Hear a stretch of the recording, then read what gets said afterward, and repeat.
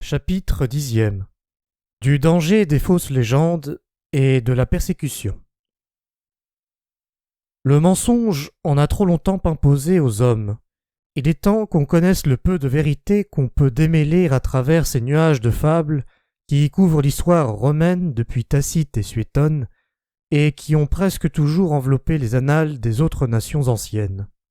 Comment peut-on croire, par exemple, que les Romains, ce peuple grave et sévère de qui nous tenons nos lois, ait condamné des vierges chrétiennes, des filles de qualité, à la prostitution? C'est bien mal connaître l'austère dignité de nos législateurs qui punissaient si sévèrement les faiblesses des Vestales. Les actes sincères de Ruinart rapportent ces turpitudes. Mais doit-on croire aux actes de Ruinart comme aux actes des apôtres? Ces actes sincères disent, après Bollandus, qu'il y avait dans la ville d'Ancyre 7 vierges chrétiennes, d'environ 60 et 10 ans chacune, que le gouverneur Théodecte les condamna à passer par les mains des jeunes gens de la ville, mais que ces vierges ayant été épargnées, comme de raison, il les obligea de servir toutes nues au mystère de Diane, auquel pourtant on n'assista jamais qu'avec un voile. Saint Théodote, qui à la vérité était cabaretier, mais qui n'en était pas moins zélé, pria Dieu ardemment de vouloir bien faire mourir ces saintes filles, de peur qu'elles ne succombassent à la tentation. Dieu l'exauça. Le gouverneur les fit jeter dans un lac avec une pierre au cou. Elles apparurent aussitôt à Théodote, et le prièrent de ne pas souffrir que leurs corps fussent mangés des poissons. Ce furent leurs propres paroles. Le saint cabaretier et ses compagnons allèrent pendant la nuit au bord du lac gardé par des soldats.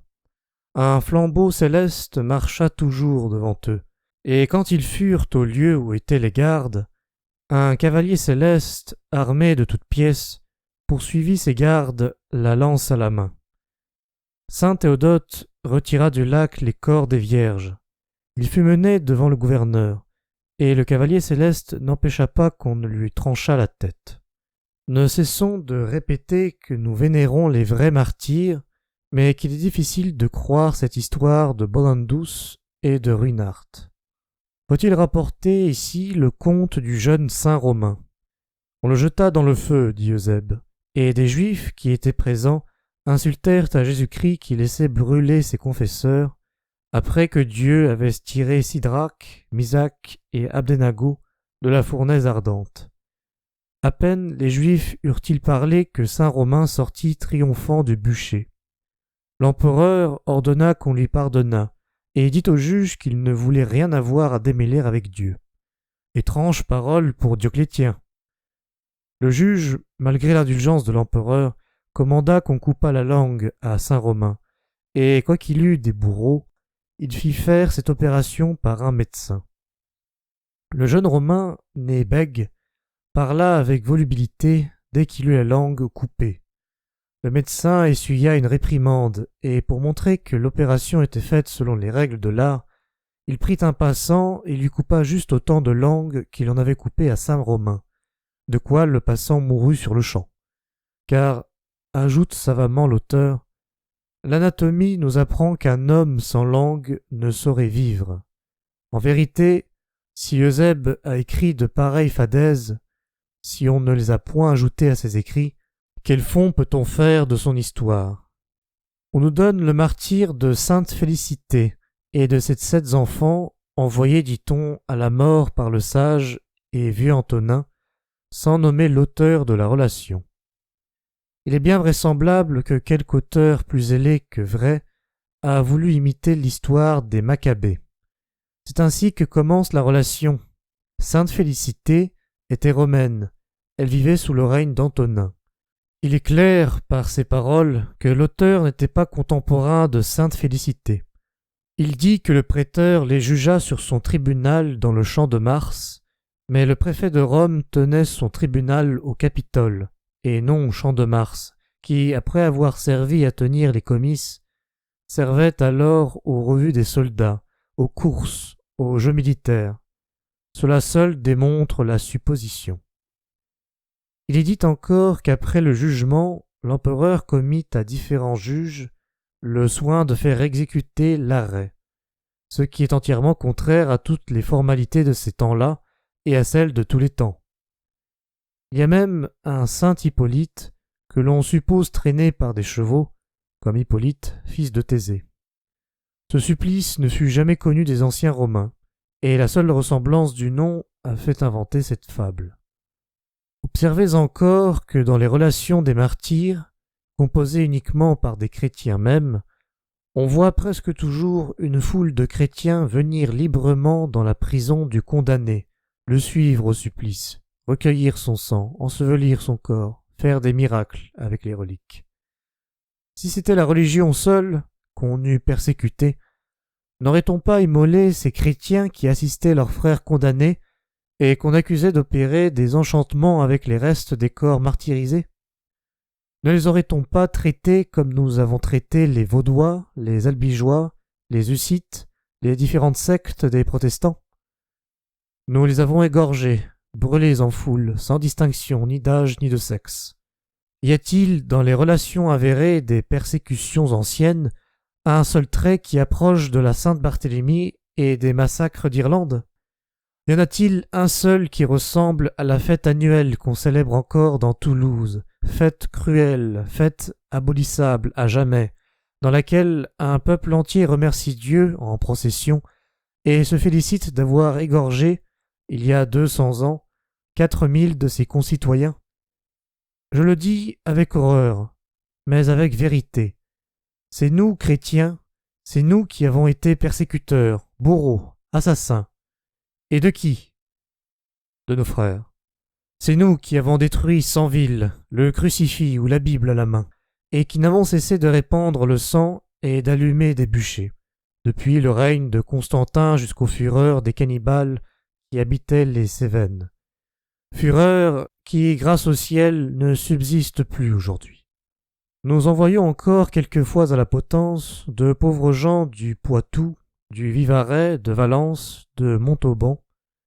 Nous avons pendu depuis 1745 8 personnages de ceux qu'on appelle prédicants ou ministres de l'Évangile, qui n'avaient d'autre crime que d'avoir prié Dieu pour le roi en patois et d'avoir donné une goutte de vin et un morceau de pain levé à quelques paysans imbéciles. On ne sait rien de cela dans Paris, où le plaisir est la seule chose importante, où l'on ignore tout ce qui se passe en province et chez les étrangers. Ces procès se font en 1 heure, et plus vite qu'on ne juge un déserteur. Si le roi en était instruit, il ferait grâce.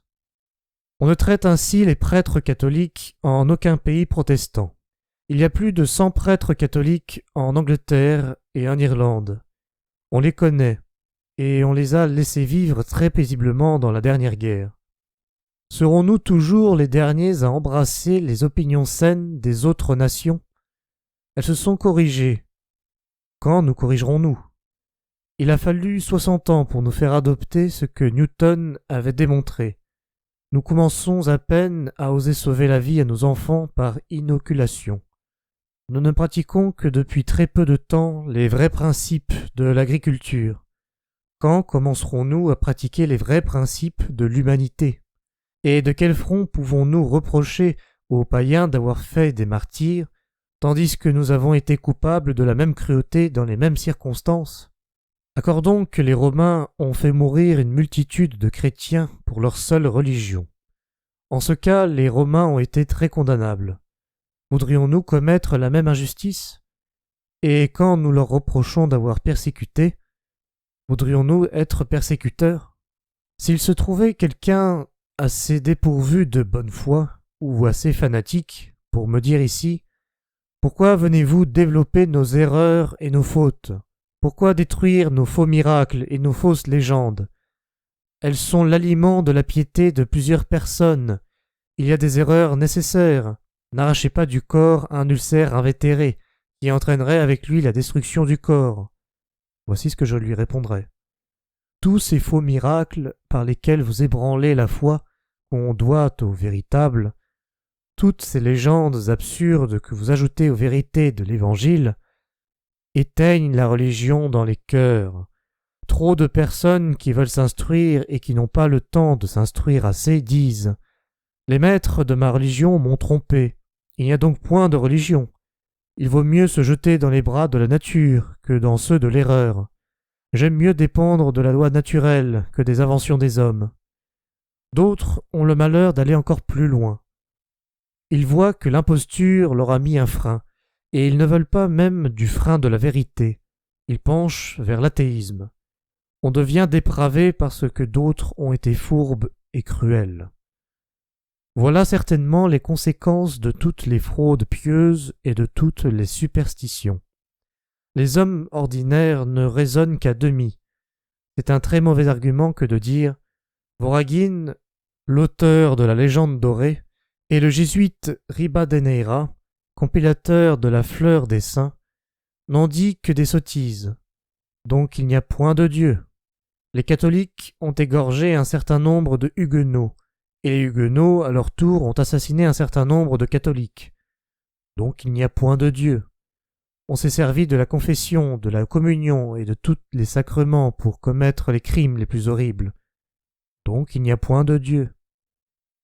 Je conclurai au contraire, donc il y a un Dieu, qui, après cette vie passagère, dans laquelle nous l'avons tant méconnu, et étant commis de crimes en son nom, daignera nous consoler de tant d'horribles malheurs, car à considérer les guerres de religion, les 40 schismes des papes, qui ont presque tous été sanglants, les impostures, qui ont presque toutes été funestes, les haines irréconciliables allumées par les différentes opinions, à voir tous les maux qu'a produit le faux zèle, les hommes ont eu longtemps leur enfer dans cette vie.